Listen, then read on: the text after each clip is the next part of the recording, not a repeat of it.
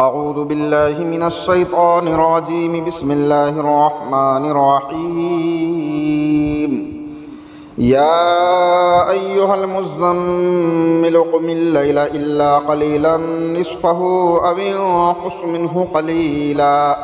أو زد عليه ورتل القرآن ترتيلا إنا سنلقي عليك قولا ثقيلا إن ناشئة الليل هي أشد وطئا وأقوم قيلا إن لك في النهار سبحا طويلا واذكر اسم ربك وتبتل إليه تبتيلا رب المشرق والمغرب لا إله إلا هو فاتخذه وكيلا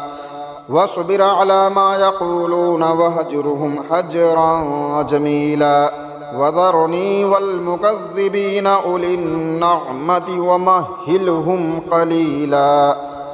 إن لدينا أنكالا وجحيما وطعاما ذا غصة وعذابا أليما يوم ترجف الأرض والجبال وكانت الجبال كثيبا مهيلا إنا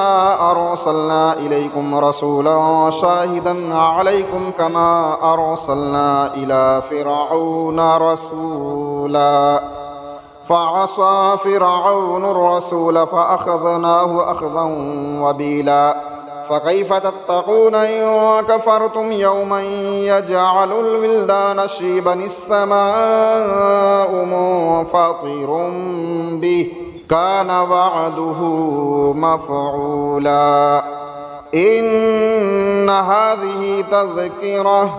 فمن شاء اتخذ إلى ربه سبيلا صدق الله العظيم.